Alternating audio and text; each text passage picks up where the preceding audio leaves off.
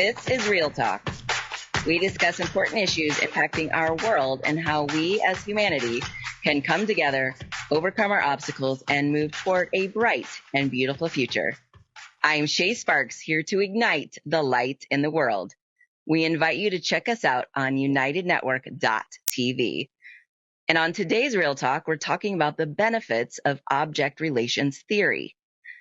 Our guest today on Real Talk is an inspired teacher, artist, author, and psychologist, Dr. Belinda Gore. Thank you for joining us today, Belinda. I'm really glad to be here. Thanks for inviting me. So we're talking about the benefits of object relations theory, and this is something that I have never heard of. So can you please tell us, just dive right in and tell us what object relations theory actually is? Sure. It's something that started in the 40s and 50s from some psychologists and psychiatrists who were trying to understand how personality develops. They had patients, clients who had problems, and they were trying to understand what went wrong. So in order to understand what went wrong, we have to understand how the whole thing is structured. So their idea is that the self, the personality, the ego, we'll call this the self, exists through interactions with others. I mean, it's so simple. You're an infant, there's mom, there's dad, there's the dog, there's whatever. And the important thing is there's an emotional connection between self and other. So that's object relations, because the other, when we're infants, is a self and an object more than a person. So the thing is that, so when we're really little, those others really fall into three categories. And the first, they call them the primary other or the primary object, but it's really, who do we interact with first? Usually a mother or mothering figure. And what's the quality of that person? It's nurturance. So the first other is a nurturing other. And the second one is the one who provides for protection and maybe some guidance. Usually a father, might not be. These aren't gender roles. These are just, as an infant, I want nurturing, I want protection. And the third one is what I call the family field. That is the group, the environment I belong to or I belong with.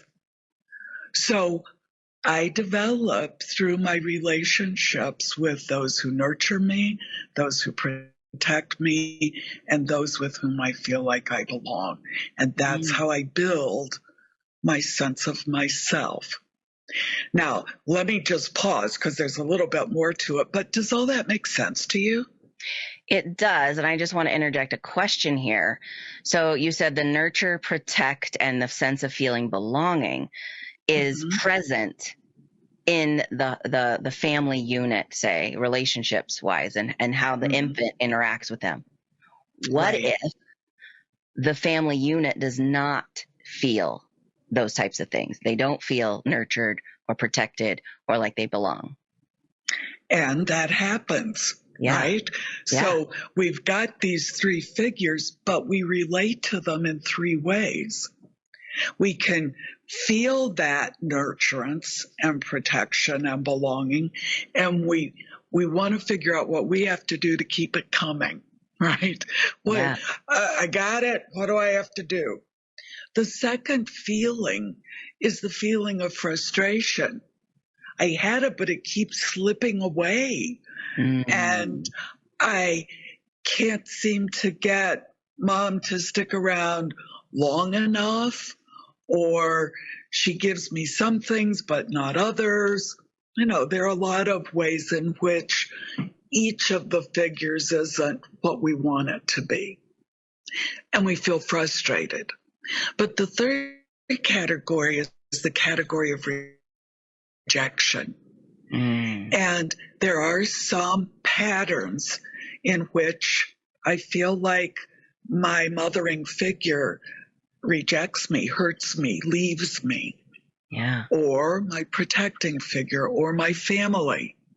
Now, all of us feel all of these feelings, but some tight patterns. And I teach the Enneagram, which is a system of 9 personality patterns. So look at how convenient 3 primary figures, 3 I'm not doing a good job of this, but sort of 3 primary feelings. So we get a 3x3 grid, which identifies 9 personality patterns. I see. And it's very interesting to recognize how our differences as individuals are based on our early understanding of how the world works and how we fit in with it. So as someone who does not have children or had been raised, I don't have younger siblings. I'm the youngest. So I'm really at kind of an almost a clueless type of thing. So I'm going to ask a question because I don't really know. So what I'm hearing you say is that at our youngest infancy, we have these extremely complex brains that understand things that we don't even understand as adults. And thanks. It's a great question because when we're 6 months old, we don't have the cognitive ability to put it all together. Right. But it's just like my cat understands some things about where to find the person who's going to give him food, right? That we have an ability, a capacity at a very young age to understand connections or relationships.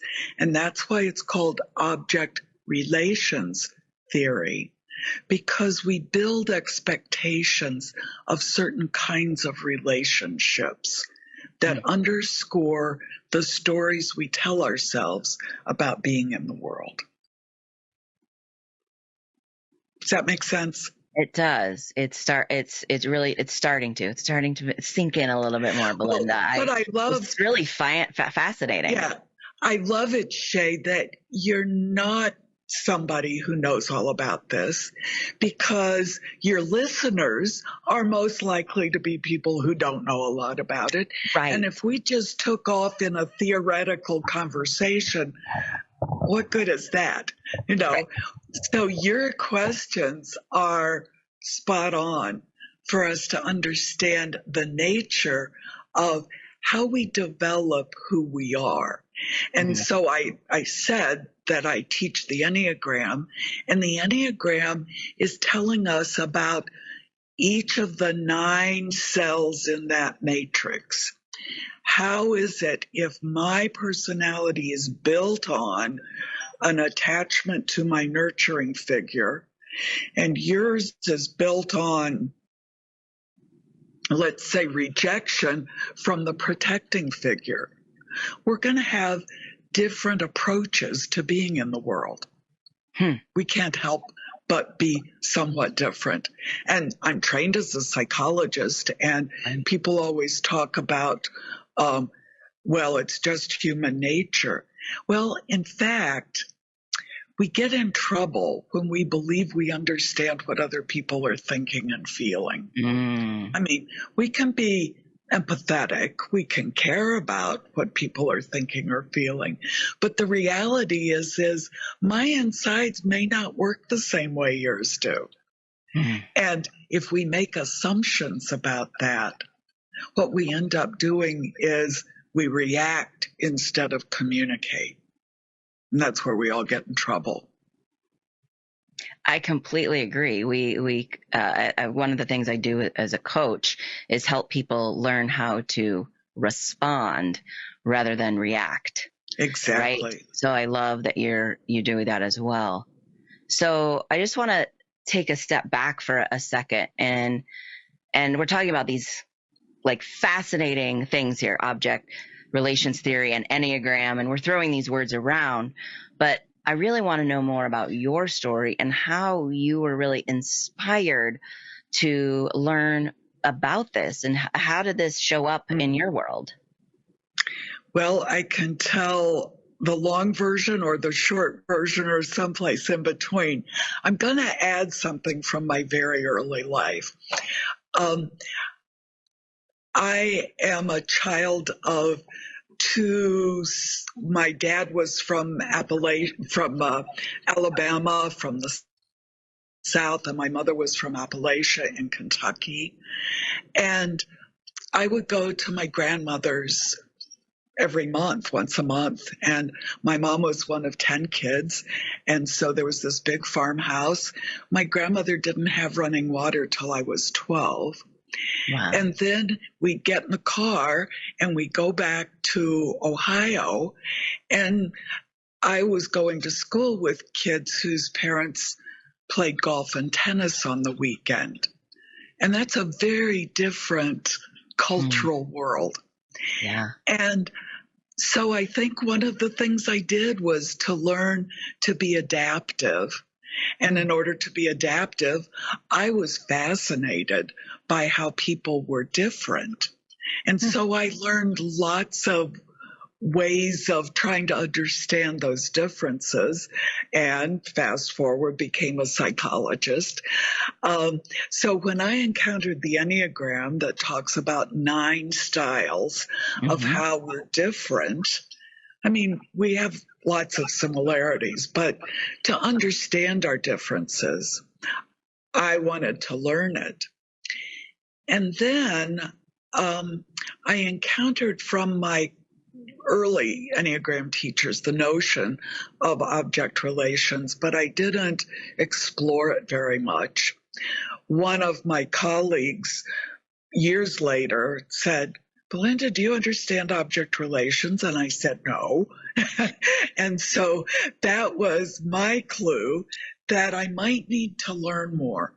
So I set about, actually, I did a little research and I put a little simple, like a course together for some of my colleagues. And the more I started exploring it, the more I found it to be so amazingly useful in uncovering our unconscious, assumed attitudes and beliefs about who we are and how the world works. And the thing is, if we can uncover that, then we can learn to be more responsive and less reactive, as you talk with your coaching clients about being. I love that. We figure out what triggers us. Right. Because it's part of that old story about, well, no, this is how the world works. Well, actually, it's not.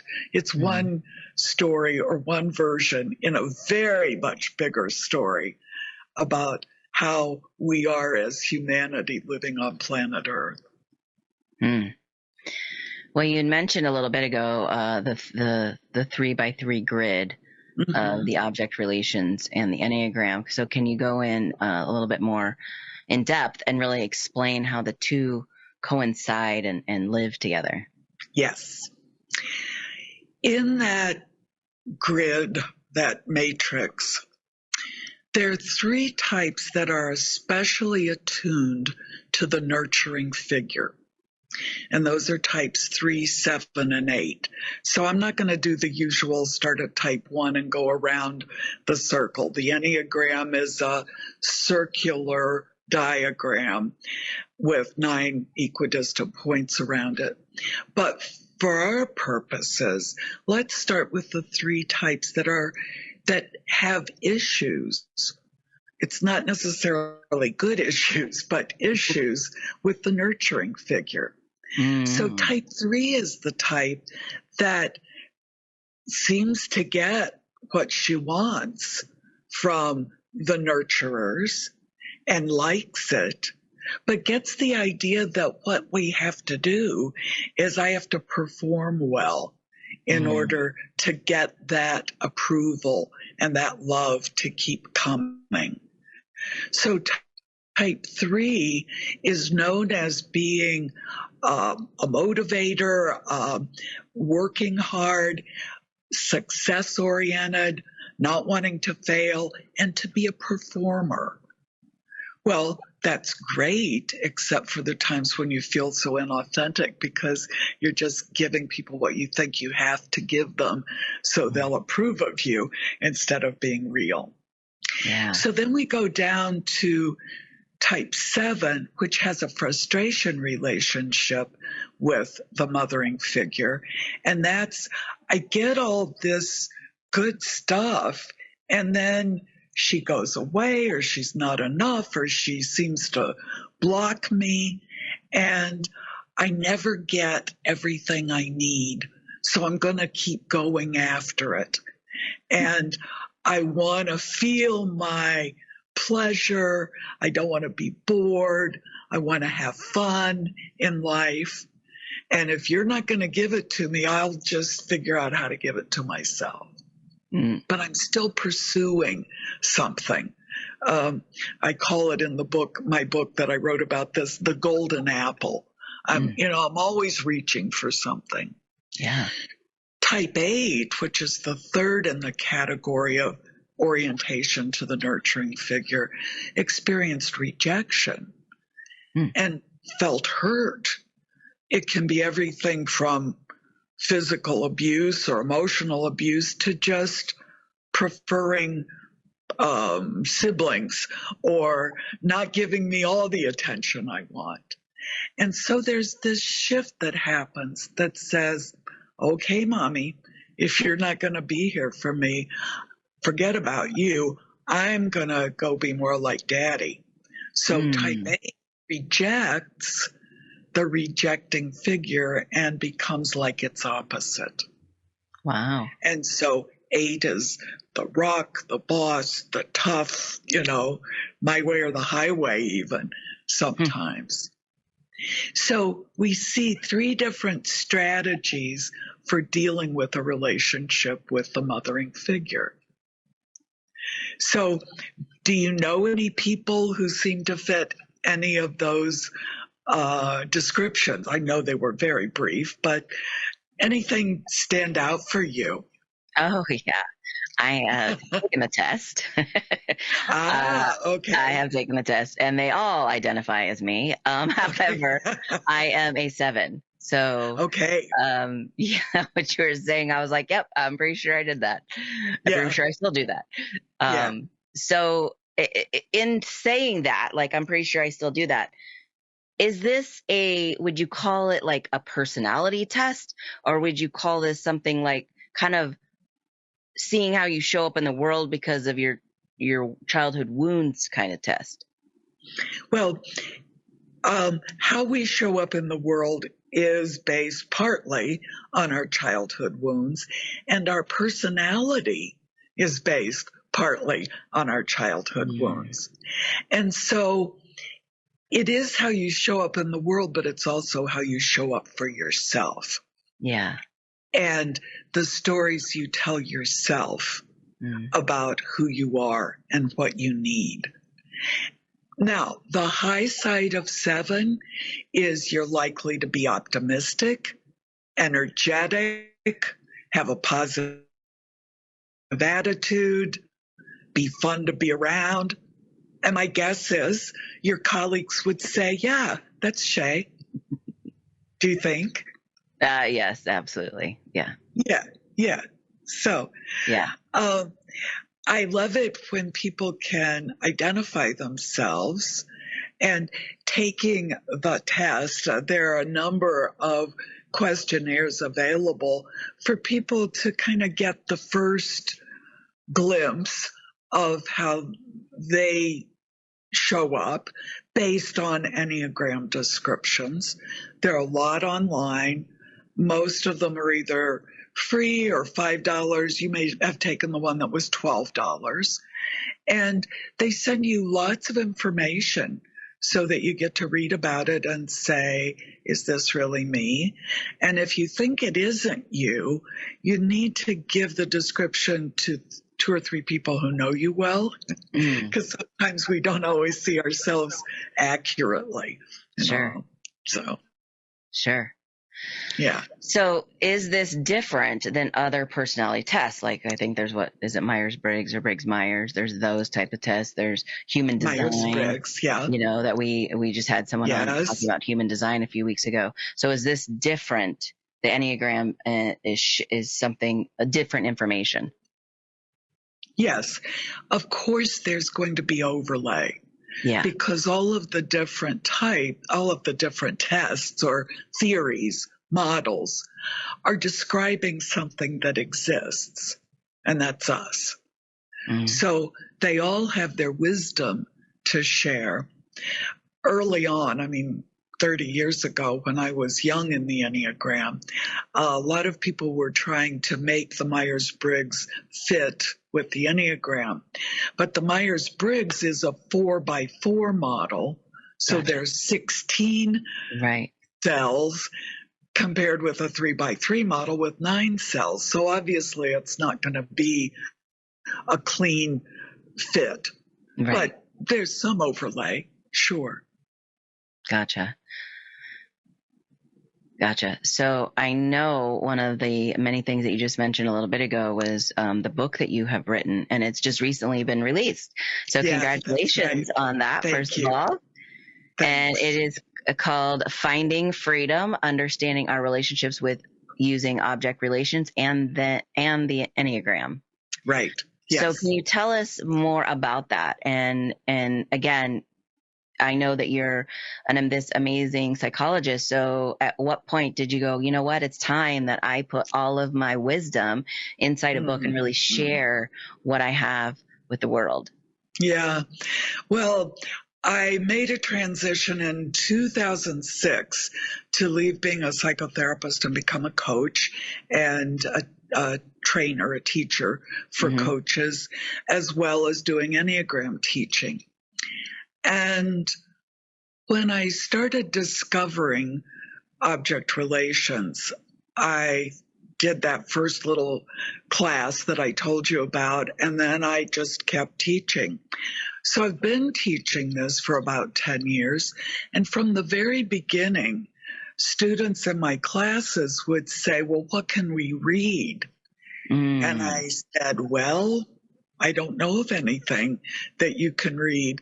That's why I developed this class, because I wanted to try to bring together both what was already written, but understandings that emerge when we integrate object relations in the Enneagram. So I was writing material for my classes, that I'd send to my students. And frankly, I can talk all week and hardly stop. But when it comes to writing, that's hard work for me. Oh, yeah. And so it took a lot to get the book finished. And I'm very pleased that it's finished and available on Amazon. And I'm done with that stage. I love that. Well, again, congratulations. That's a huge accomplishment. So you're saying that you've taken everything that you're teaching these courses and now you put it into a book. So how does, I know you kind of touched about it a little bit, but if you can go deeper, because I know I cut you off in the beginning, so maybe now is the time to bring it back, how the two are related, how the two coincide together. We have the 3-prong and the 3-prong. So how do we get to the 9 altogether? Yeah. The object relation patterns provide a description of, in a sense, why we are the way we are within our core type. So I need to just do the disclaimer. We have a little bit of everything in all of us. So it's not like you're a 7 and I'm a 3 and we don't have anything in common. That's not true. But as we look at if I know that my underlying issue is an attachment dynamic with getting nurturance, that helps explain a lot of my behavior and my motivation. That I want to be successful, that I want to appear successful, that I care about that. And my type, along 2 and 4, feel ashamed of what we're afraid we're really like inside. And the Enneagram teaches us that those fears are just because we've lost touch with our own deepest essence. But it's like, okay, if I'm separate and here by myself and I have to cope, what do I have to do? And so the Enneagram types are talking to us about what we believe we have to do, and the object relation patterns gives us the strategy. Gotcha. I think that's a clear enough way to say it. So like if we have somebody you and I both have issues with our nurturing figure. If we have somebody who's, let's say, a good-natured type 9, who's got an attachment issue with just belonging. And what 9s do is want to belong so much that there's a belief that they can't stand out, that they have to sort of suppress their individuality, they have to not rock the boat, they have to just be nice and positive. And so there's a tendency to not develop themselves in a way that they're afraid would cause people to not want them to be in the family field, in the field they feel like they belong within. And we all know people who are just really nice, but they've got lots of potential that they don't want to do anything with because they're afraid that that will upset other people and that they won't get to belong anymore. So fascinating. Can you think of anybody like that? I know. Yeah. It's always a little, I don't want to put you on the spot, but I guess all I'm saying is I'm sure you know somebody in your life who's like that. Yeah. Absolutely. And if you understand that they're not, you're a really energetic type, and 9s tend to be lower energy type. And they're not just trying to be difficult or not have fun. It's they're afraid if they bring too much of their own energy to a relationship that it'll create conflict. So it helps us then if we understand that other people are being how they are because they have an idea of what's necessary to survive. And if I can recognize that in this other person, then I'm not going to say, why don't you just get busy and make something of your life? As we talk about people who have type 9 as their core personality type, I can think of a lot of examples. I have a stepson who I love dearly, and he's very creative, and he works in a printing company. Now, he's wonderful about designing signs and working with clients. 9s are often very engaging and agreeable. And someone might say, wow, he's got all these talents. Why isn't he more ambitious? But he knows himself. And it's important for him to feel comfortable, as I think it's important for all of us. But 9s especially need to feel comfortable where they are. And so it's a great environment for him. And what we do, especially with children, I mean, he's not a child anymore, but is recognize who they are, recognize what their natural tendencies are, and help them become more of themselves so that their strengths get to emerge. But so many parents think about what they believe would be satisfying or successful or whatever, and try to help their children have what they want, the parents want, instead of finding what the child's essence is and helping to promote that. So true. Oftentimes we, as parents, well, not even as parents, even as partners, we focus on strengths of the other person. We focus on the weaknesses of the other person rather than the strengths. Right. So gosh, Belinda, this has just been so fascinating and I can't wait to dive in more. But first, let's take a quick break. And when we come back, we'll learn more about how to use the Enneagram to improve our relationships.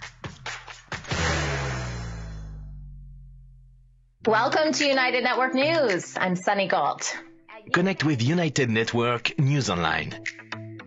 Our website at unitednetwork.news recaps the biggest stories impacting your planet. You can also watch inspiring videos from our field messengers and get great tips for creating your own field messenger reports. Easily share all of this content with your friends in just a few clicks, including our social media memes designed to ignite conversation and critical thinking. It's time to restore our home. Let's make history together at unitednetwork.news. Welcome back to Real Talk. Before the break, we were talking about the benefits of object relations with Dr. Belinda Gore. And now we'll be learning more about the different types of Enneagram. So, Belinda, if you would, I know we kind of like bounced all over. There's this number and that number and what it kind of means, and the nurturer and the protector and rejector. Is that what you might call it? And I'm not in the lingo, but would you give us a brief overview of each of the 9 Enneagrams? And as you're doing that, would you be willing to share for the parents in our audience on how to nurture their children with each of these types? Okay. So I'm going to approach this more from an Enneagram perspective than from object relations per se. Perfect. So I'm going to start with type 1. Type 1 is sometimes called the reformer and sometimes called the perfectionist. Type 1 people have a tendency to see the world a little more in black and white. They want to do good and be good. They operate according to rules, and they really want you to operate according to those rules as well. When children are becoming more like type 1, when they have that in their primary essence, they tend to be, sometimes we have the archetype of the little goody two-shoes, who wants to do everything right and doesn't want to get dirty and tells on other kids and can be sometimes priggish or prudish. And what type 1 has as its real skill is an ability to be well organized. They feel secure when things are in order. Now, their sense of order can vary widely depending on who they are. But it's, instead of encouraging a child to, go out and get dirty, or don't worry about this, or stop telling on other kids, it's to improve the orderliness or an organization of their lives they can rely on that helps them feel secure. That makes sense. Yeah. Yeah. So instead of telling them kind of what not to do or to shake out of it, kind of a thing, go get dirty, which would probably give them the heebie-jeebies. I can just imagine. Exactly. Right. They're really focusing on find the type of organization that works best for you. Yes. Yeah. And help them implement that in their lives. Okay. Type 2 is sometimes called the helper. And their view of things, the motivation is, I'm going to help you. I'm going to give you what you need and what you want, and then you'll love me. And I want to be loved and I want connection. But the child's belief is if they tell about their own neediness, they'll be rejected. So it's like they're all about taking care of other people's neediness. And so they may say, Mommy, you have to make cupcakes for my class. Or they want to rescue kids or animals. They're always wanting to give and give and give. And sometimes they give too much. But what you do with a child like that is that you understand how important it is for them to be connected. So you help them find ways to communicate, connect with different kinds of people, and help them get the recognition they need for their kindness, but at the same time, help them value being kind to themselves. That part. I think that's the key, right? Yeah. Is showing, learning how to be kind to themselves. Right. So just a question here. So when you say you're going to teach them how to connect with others, are you talking about a child to an adult or a child to other children or in the family or just anyone? All of the above. Okay. Right. Okay. So you help explain things that you say, do you notice that people seem to like you better when you don't take charge, even though you kind of like to organize your play group? Or do you notice how when you don't try to get all the attention, but you share the attention with other kids or your brothers and sisters, that everybody seems to get along better? So type 3 that I talked about earlier, my type, wants to perform well, get A's, be a success, be applauded. But what they're really trying to get is the approval of their nurturing figures. And my granddaughter, I see, is a budding type 3. And I've talked with her mom and dad about, instead of saying, wow, you got an A, or wow, you performed your recital well, because what we 3s do is believe that we're valued for what we do. Right. To say, gosh, I really love you. Not because of what you've done, but just because of who you are. Don't we all long to just feel loved for who we really are? Right. And I need somebody to tell me that. Yes. Exactly. Wow.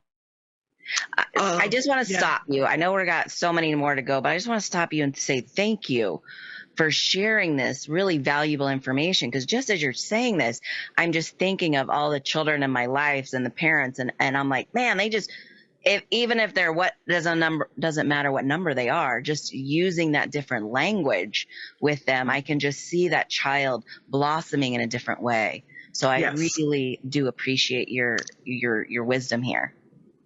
Thank you. I always say when adults say, "Oh, he's just trying to get attention," that's right.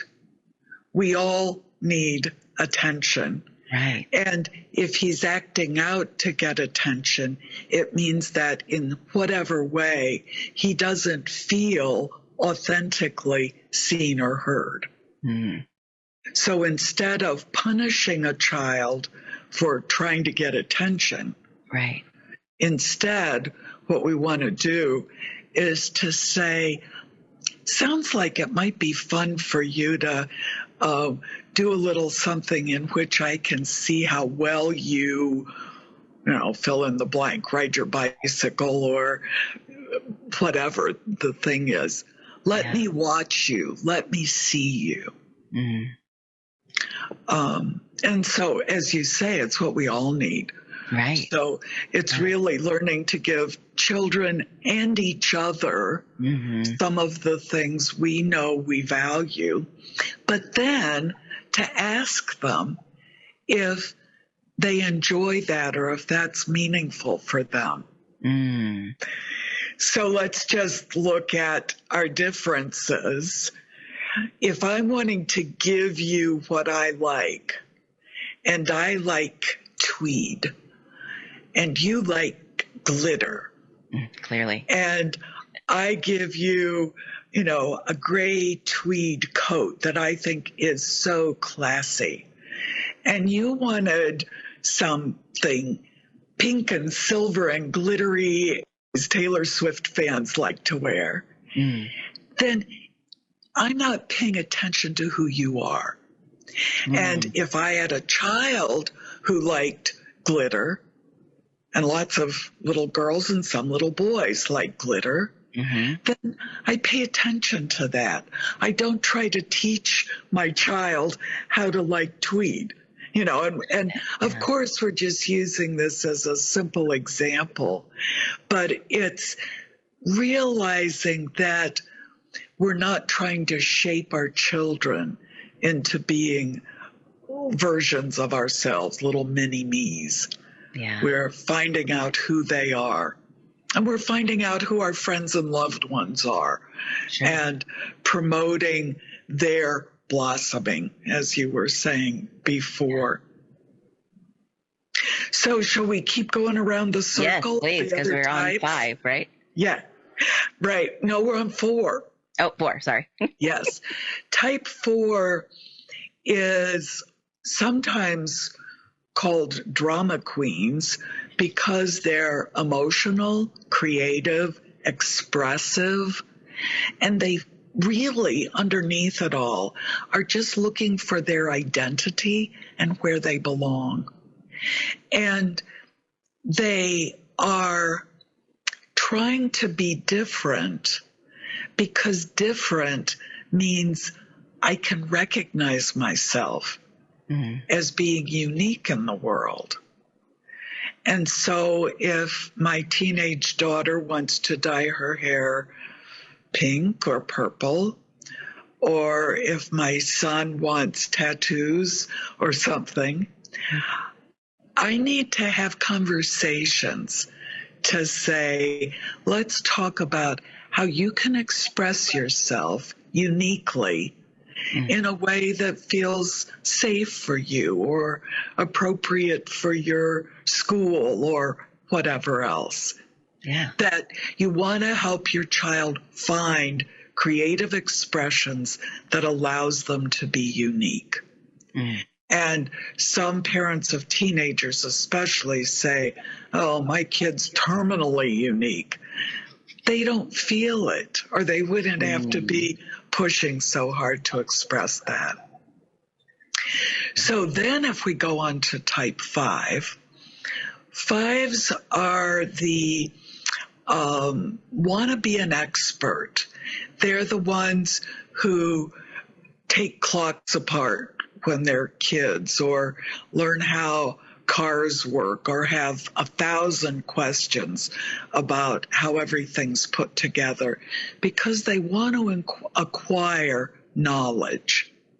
They want to understand how everything in the world works. And it's because they're a rejection type and they feel like there's no place for them in the family or maybe in school or in the world. So they try to find something that they can be an expert in. And I'm going to visit a good friend in New Zealand whose grandson, she says, well, he's our little nerd. And she said, do you use that term in the U.S.? I said, yeah. But he loves to collect coins.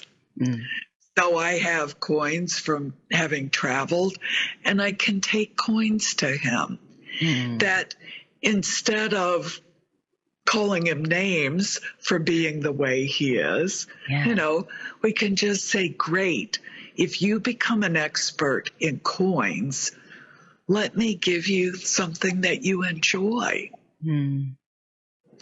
I like that. And sometimes that the 5 type needs to withdraw or may only have 1 or 2 friends. That's okay. That we don't have to worry about them not being social enough unless they express some distress or discomfort around all that. If we move on to type 6, we move into an orientation to they're the type who are attached to the protecting figure. So they're trying to find out who can they turn to, who will be an authority they can rely on, or guidebooks. They want to know what the expectations are. They may enjoy breaking those rules, but they want to know what the rules are. I remember a person in one of my classes said, I always want to know where the yellow line is. I might go over it if I feel like it or if it's safe, but I want to know where it is. And 6s will move into leadership positions, not because they want to be the leader, but because they don't like there to be no leader. So, I don't like leaderless groups or unstructured things. I like to know what to expect, and then I feel safe. If I don't feel safe, then I'm anxious. And while we all have anxiety and worries, sometimes children will be little worriers. Well, what if this happens? Or what if the airplane falls out of the sky? Or what if? Yeah. And we have to help them think through those concerns. So type 7s can be like a butterfly. And people may even accuse you of flitting around from place to place or project to project, always wanting something new. They may want you to take a deeper dive. But with little children who are 7, we want to encourage their sense of play, creativity, maybe fantasy, and help find healthy outlets for all that energy and positive thinking that's characteristic of you. That would have been nice, yes. Yes, it would have been, yeah. So with type 8,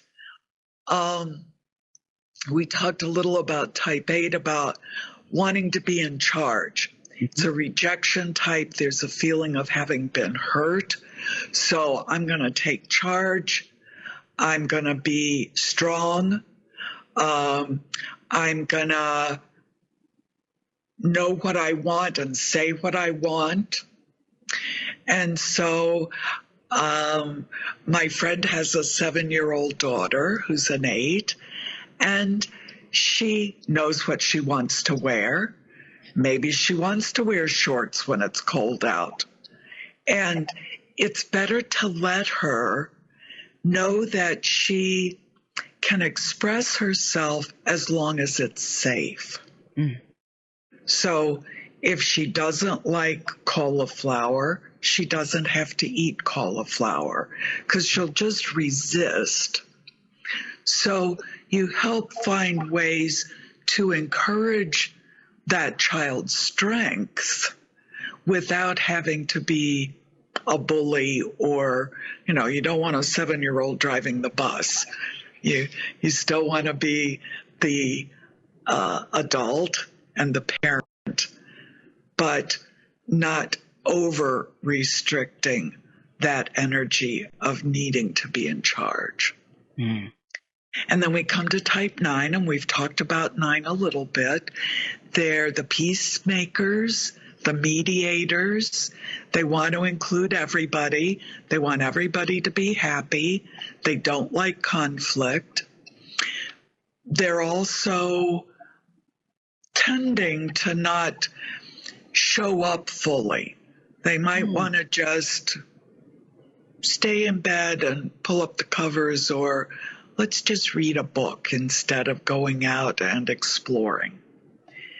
And so there's a balance there. If there's too much wanting to withdraw, then you have conversations about what you're afraid might happen if you say what you want, and encouraging having an opinion or a preference. So that's a really fast overview, but it gives us a flavor for how children are different and how we're different too. Well, I thank you so much for sharing all that, because even though it was an overview, you just literally gave us so much wisdom on how to be with other people and really be able to communicate in a more loving and compassionate way, because we're accepting them for who they are rather than kind of molding them into what we expect them to be.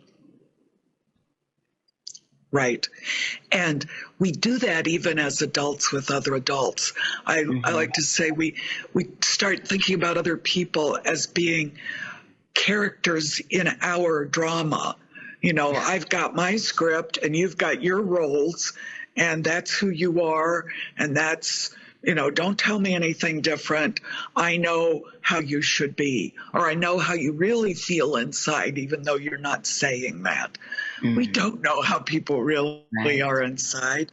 Right. Better when we trust them to tell us about themselves. So after listening to all of this, to me, I'm thinking it's really about learning skills and tools on how to be able to relate to somebody. And like I said just a little bit ago, really kind of accept them from who they are and be able to nurture them in a way that works for them, kind of like the love languages, right? Kind of helping them along rather than doing something that I want, like the tweed and the sparkle example. Right. I love that. The other part of this understanding or this wisdom teaching is that recognizing when we're reacting to another person, it's because they've triggered our object relation pattern. They've triggered our story about ourselves and how the world works. So if I'm triggered, I'm sure in your coaching you do this, you teach people to stop. It's better to not say anything than to just blurt out your reaction, and to take a moment.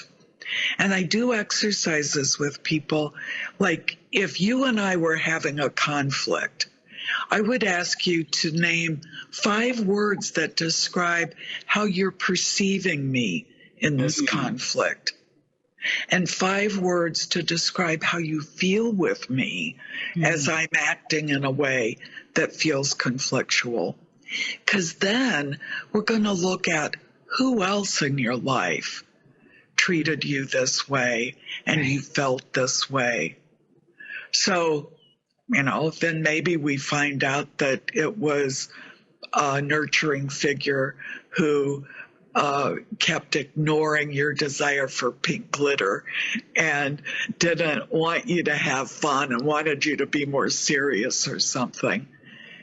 And it was just, I was doing something that was calling up those old feelings and thoughts. Yeah. So if we can come back, track back to the old feelings and thoughts, then it's like, oh, am I really acting like your mother? Well, in this one way, but there are 5 other ways that I'm not. And since I'm not your mother, how might you want to react to me or respond to me differently than out of that old self-preservation need that, your coping strategy when you were 5 years old? I love this. So if someone is interested in taking a test out there, because I feel, and this might not be true because it's been a long time since I've taken it years ago, but I know I just took one recently. Does it change over time? Do you come up with a different number every time you take it, or is it something that literally remains the same throughout your life? If it comes up a different number all the time, you're still searching to find out who you really are. Usually, like the test you took will give you like your top 2 or 3 scores. So the test isn't going to tell you who you are, but it tells you your responses compared to other people of these types. Then you do some reading about all 3 of those types. You talk to people who know you well until you really can recognize yourself in a certain pattern. And that's, we say in the Enneagram world, or some of us do, I do, that we're born with a position to be a certain type. It's not because of how we were raised. It's because of how we came into this world. Now, one good proof of that is children in large families.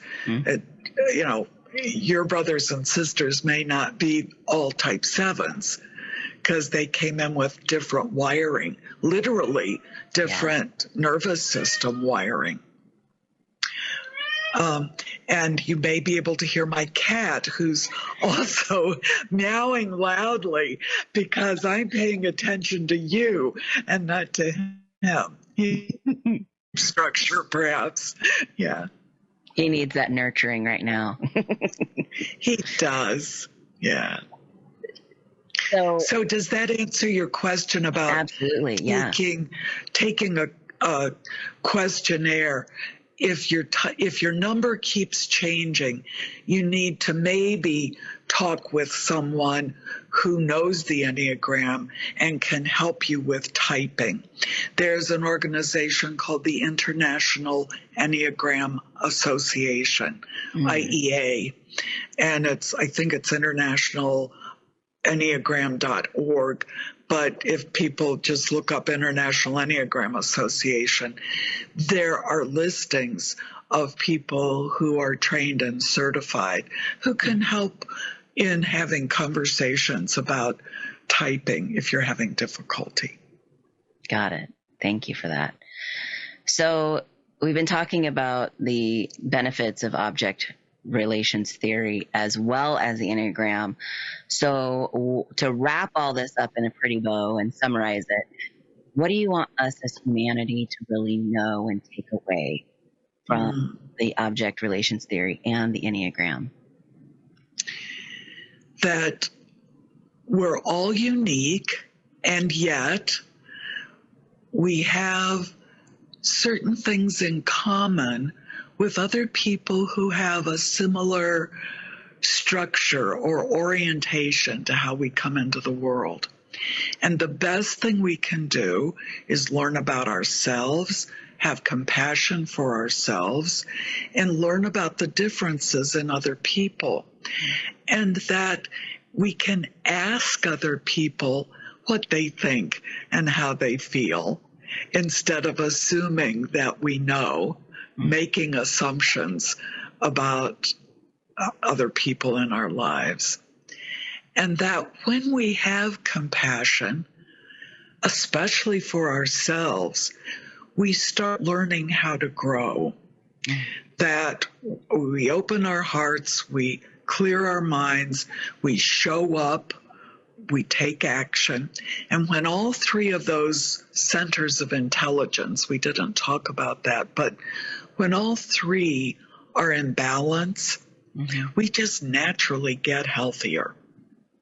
And I believe the best thing we can do for a world with so many problems is to be as healthy as we can be ourselves, to be as enlightened or developed or realized, whatever words you want, that as we do that in ourselves, we treat other people differently and we support them in becoming the best people they can be too.